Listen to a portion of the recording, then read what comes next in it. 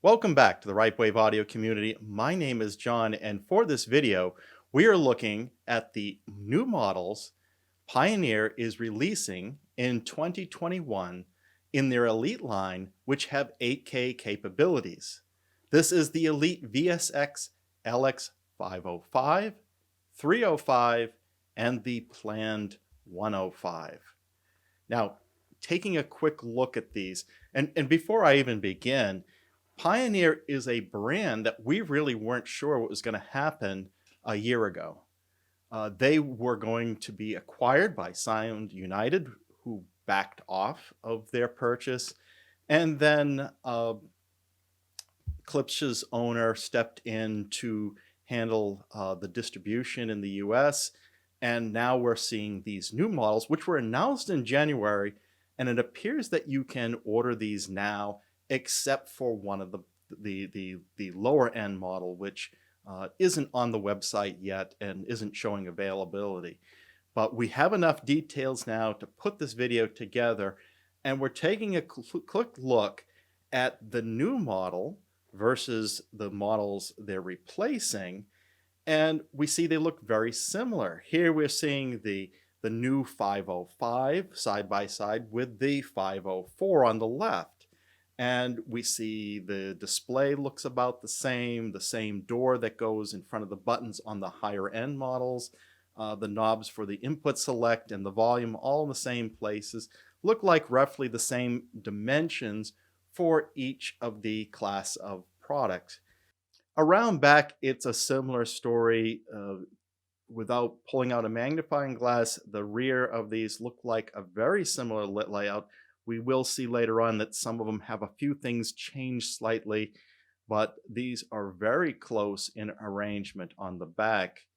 Now, the Elite line does not start with these new models on the high end. On the high end, you still have the 904, which doesn't have an 8K equivalent at this time. Whether Pioneer plans to release a 905 with the 8K, and you'll see direct capabilities of the new models. That's yet to be seen, but the 904 was released in 2019. This is their flagship AV receiver.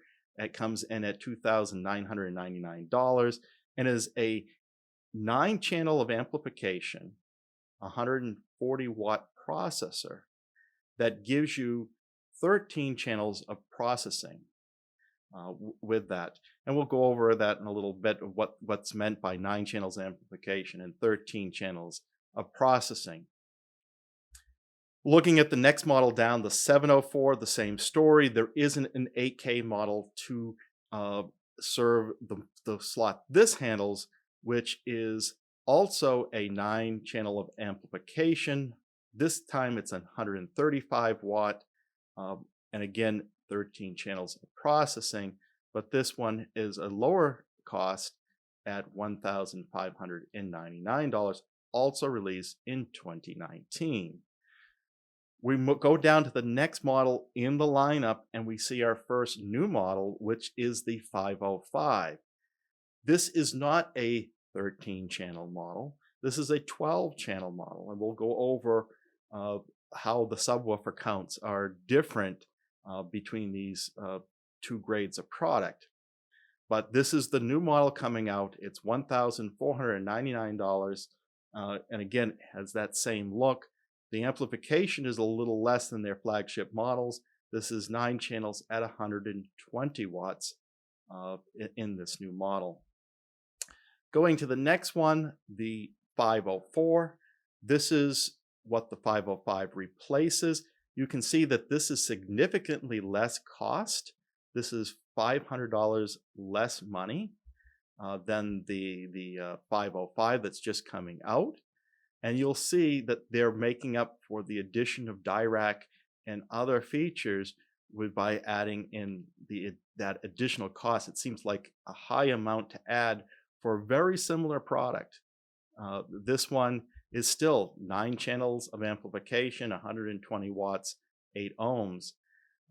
And this is a 2018 model. So it's been 3 years since they've come out with a new model. We see the next new model, which is the 305 ELITE. And this is a 10 channel of processing receiver with 9 channels of amplification at 100 watts each at 8 ohm. And again, this is a 2021 model, and it's $1,199. If we move to the next model down, the 305, which this 304, which this replaces, again we see the price drop. So instead of being $1,200, the model it's replacing is $800. So there you've got $400 difference, and it's still a 10 channel of processing receiver, and it's still got the same rating there on the amplification. Going down to the next group, this is their entry level. This is the 105, which will be an 8K model. It hasn't been made available yet, but this comes in just under $1,000 at $999. It should be released sometime this year. This is 7 channels of amplification, 80 watts each. So clearly the entry level model here.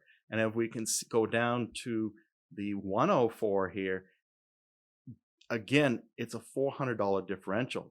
The 104 is still selling, and it's $499. Again, this was released in 2018, 3-year difference. So are the features that are coming in these new models worth $400 or $500 more than the models they aim to replace? Let's take a look. Inside these units, I haven't found a photo showing the insides of the new model. I found some older photos. Here is a older generation product. This is the 503 inside of it. It looks pretty well built. It's a I-core transformer, and that's not uncommon for receivers that have to balance between amplification and what they need to, the low voltage they need to send to the boards. So this is what it potentially could look inside, but we really don't know yet. We suspect it's got a very similar transformer and amplifier circuitry. We don't think that they've gone, because of the similarity in the specs, that they've really changed anything. And here is their flagship model with the cover off. Again, it can give you some insight what it could look like inside, but we don't know for sure. This is essentially the build quality that you'd expect from their ELITE processors.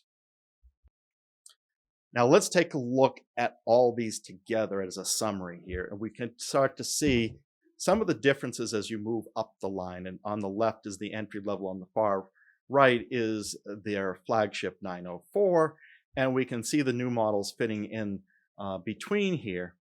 And so these range from a 5.1.2 set of processing up to 7.2.4.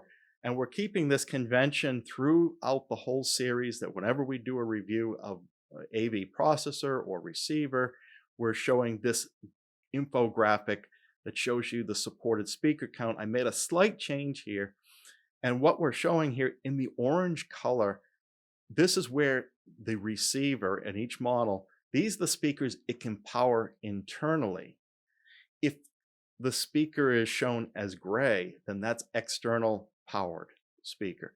So of course the subwoofers are externally powered, but in some cases, like in the 504, 505, and 704, the rear speakers, if you are won't use the internal amplifier if you're putting 4 full height speakers. So you'll use the internal amplification for your heights, and then those rear channels. And it's interesting they decided the rear channels versus the front. A lot of people would love to have seen the front been the ones that use the external amplifier, but this is the design choice that they made, is when you're using the 4 heights on those models, the speakers that get externally powered are the rear surrounds. The only model that really has all the amplification on board is the 904, but we don't have the newer features that are coming out this year. It does not support the 8K. So if you want to do 7.2.4, the 904 is the processor to look at. The other thing that you'll notice is only the 704 and the 904 have two discrete subwoofer outputs. Now, Pioneer may market each of these models as a .2. The .2 and everything on the 505 down is a parallel run single volume control for both subwoofers. So it's really a .1 with two physical connections on the back of the machine. So Ripewave Audio does not give them credit for .2 if that is the case. So all our indications mark that. And for our usage, we're trying to devise a 7.2.4 system. Yeah, we could get away with a 12, but a 13-channel processor is really what we're looking for when we're going to pick out something for our home theater. Others have other needs and design criteria, so let's continue to look at the full line here. Where we have the speakers marked in blue, this is where a trade-off option. You have a choice on the 304 or the 305 of whether you want to go with a 5.1.4 or a 7.1.2. So are you putting 4 height ceiling speakers in, or are you putting in 2 height ceiling speakers and a rear surround? That's another design decision that you'll have to make there. The other thing we'll notice on this summary is for immersive format support, they get the core 2. They have Dolby Atmos and they have DTSX. But what you won't see is Aural 3D or DTSX Pro in any of these models. The general connectivity in the back there, these things when we'll go over in more detail on the networking side, but we'd like that each of them have a 1/4-inch headphone jack on the front of these. Some are hidden behind the doors, like we'll see on the 504 models up, and some of them are just right on the front panel, which is on the 305 down. But they all have a removable power supply, power cord. None of them have an outlet on the back, which we typically don't see anymore. And they all have an FM/AM tuner on board and a RS-232 port. We'll talk about more of that later. When it comes to video, all these units support IMAX Enhance and Dolby Vision. So that is a welcome sight. So the new models really have the full gamut with their 8K support, IMAX Enhance, Dolby Vision. For room calibration, Pioneer has always had their MCACC calibration, but to these new models, the 105, the 305, and the 505, they add Dirac Live. What is interesting is they keep MCACC in there for EQ, etc. So we haven't looked in depth of how these two work together because I expected just Dirac Live only, but they do keep their proprietary MCACC calibration capabilities in the product. So you got both in these new models. None of them, like we're seeing across the board, no new processors have THX certification. I would be surprised if you could find anything nowadays. Now on to the I/O. And there's a healthy amount of HDMI connectivity on these. There is 6 inputs on all of them, which is great. Now we know that other models like from Yamaha have 7, but 6 is pretty good. And 2 outputs at least, but when you get up to the 704 and the 904, there's 3 HDMI outputs. Now there is some difference. They all support at least ARC, but the new models support eARC, and the models released in 2019, the 704 and the 904, have eARC as well. Now they're pretty skimpy on the SPDIF inputs. There's no outputs on SPDIF at all, digital. Now, I suppose that as the world moves to HDMI, these are becoming a legacy connection point, but we still have a lot of devices with them. So only having one coax and one optical on models up through the 505 is skimpy. When you get into the 704, 904, you have 2 of the coax and 3 of the optical.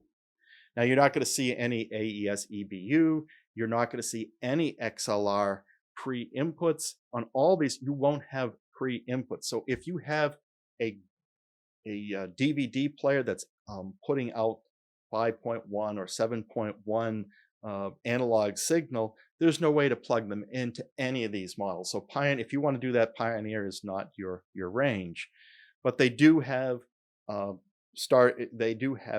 multi-channel outputs for the lower end models, 7.1, 304/35 are 9.1, 504/505 are 11.1, and the 704/904 are 11.2 pre-outputs.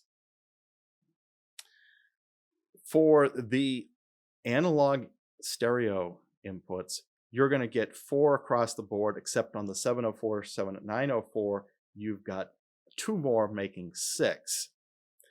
On the outputs, you've got a zone output. So on the entry level, you get 1 zone, but starting with the 304 on up, you get 2 zones of output, albeit you may have to make some trade-offs. You might lose a zone if you're using that output for a height channel. So keep that in mind. There is some legacy port support for composite component, which you'll see on the 504 on up. Not something that RipeWave is needing for our own system, but a few of you might have some older components there. All of them have a moving magnet phono input. Now, like all receivers, the quality of this is probably entry level, but it gets you going. There are some integration capabilities. So there's infrared, at least one infrared in, some of them have infrared out, and trigger outputs. Starting with the 304, there are 2 trigger outputs versus 1. So there you have it for the basic I/O. Now let's look at the DACs. Now, limited information here, except on the 704 and 904, where Pioneer proudly presents that they have dual ESS 9026 chips, which are 32-bit chips in here. Now, as you know, the DAC itself has higher specifications than the actual output of the processor. So on their best model, the 904, they publish an output signal to noise of 108 dB at 0.04% total harmonic distortion. Of course, you may want to go to ASR, if you're familiar with that website, to check to see if that really holds up. Then the rest of the line all seems to have the same specification. So we suspect it's probably the same chip used, similar circuitry, or they were just careless on their rating, but they're all 106 dB signal to noise at 0.08 THD. These are all decoding capability up to 24-bit, 192 hertz. And the DSD support, which it has natively, it's done through the HDMI port, and that gives you DSD 64. For the networking capabilities, all of them have Ethernet, all of them have Wi-Fi. Bluetooth, they all support Bluetooth coming in as a source, but they don't all have Bluetooth going out to something like a headphone or a speaker. And that's reserved for the new models. Taking a look at the video a little closer here, I couldn't find on the older models exactly what HDMI format they. So we know it's not 2.1. The best I could see is one reference in the manuals that they are conformant to HDMI 1.4 for the HDCP 2.2 support. But is that across the board? Do they have some 2.0 or 2.0B support? That's a little unclear because they do support eARC in some cases. But the good news is with these new models, it's 2.1 with 2.3 HD CP, and it's eARC.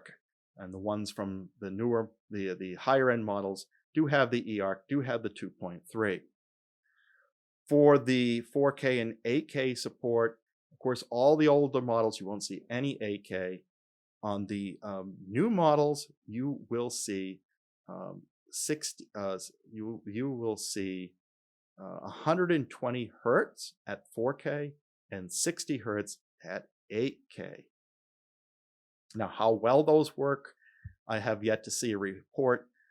Given the track record of HDMI quality, reliability, or whatever you want to call it, functional performance, we'll be skeptical until we see a clear report that this is working well. But I haven't heard the contrary. We haven't heard a negative report on Pioneer as of yet.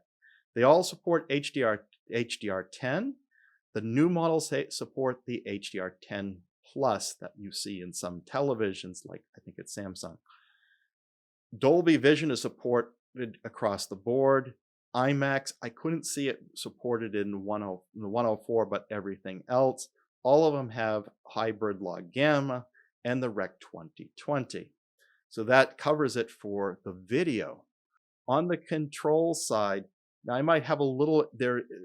The website has maybe some additional indication for voice control. We'll have to look at that. Okay, what is clear is Alexa is supported on the newer models.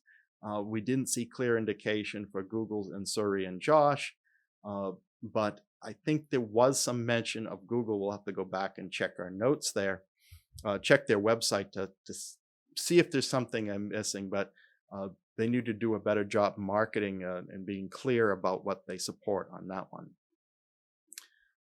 For control, they can do control through Ethernet, through infrared, through RS-232. They have the trigger outputs as previously mentioned.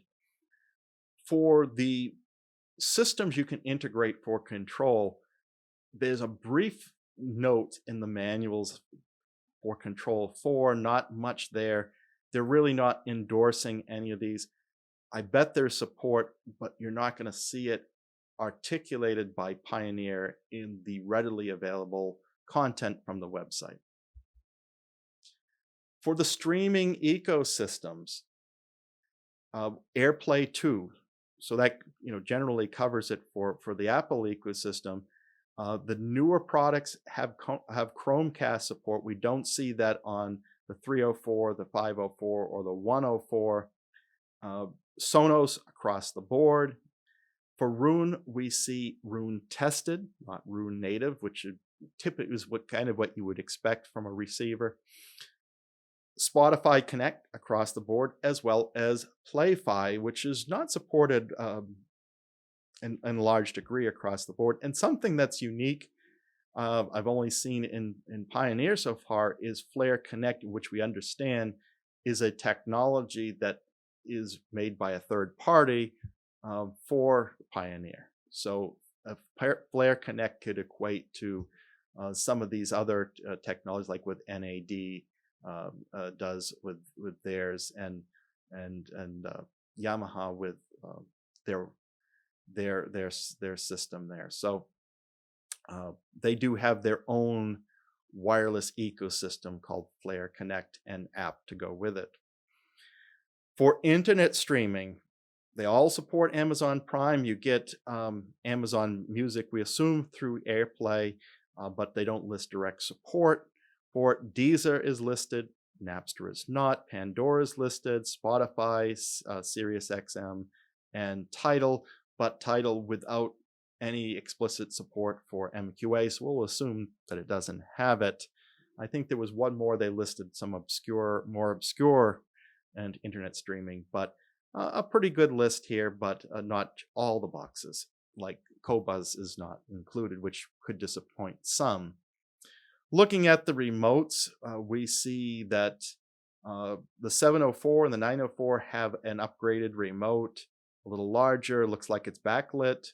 It doesn't appear that the remote on all the other models, which they all seem to share, has a backlit that's something that this audience could clarify if you actually have one of these.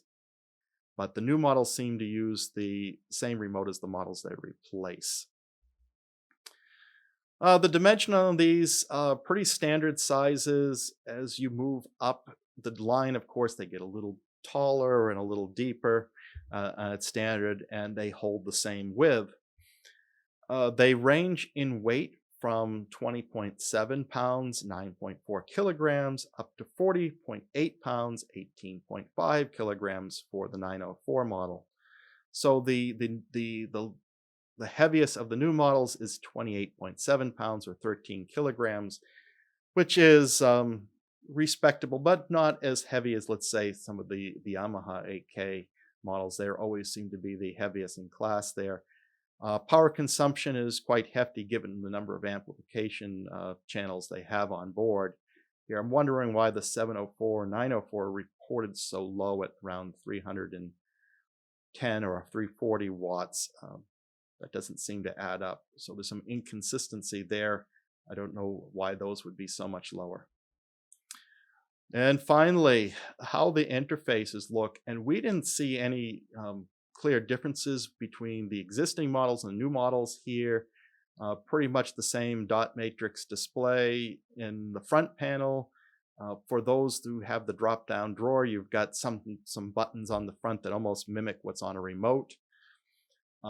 Configuration, there is a web interface as well as the on-screen display.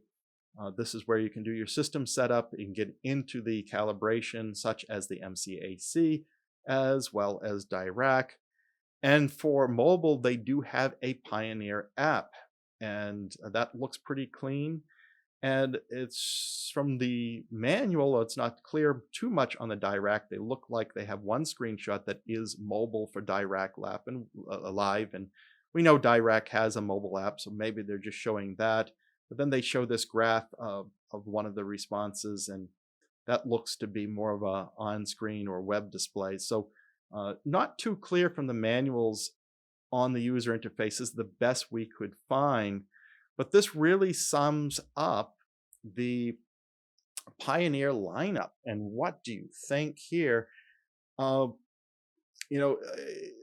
premium for $400, $500 more for the new models versus their most respective model that they're replacing seems to be a big adder. You are going from what you get for the $400 or $500 is, it seems, the same amplification, a very similar looking machine, but it's the Dirac Live that gets added. So you got to figure that's going to cost them a few $100s to Dirac for that license, and to make some margin from the consumer on their own end. And then they're also adding in the HDMI 2.1 features and a few miscellaneous things that you may like in there as well. Do these processors hit the mark for you, or are you looking for something more? That is feedback that the RipeWave audio community would be interested in hearing, so please add to the comments. If you enjoyed this video, please like and subscribe, and be sure to hit that bell icon so you'll be notified when the next video is posted. Until then, keep evolving your audio experience.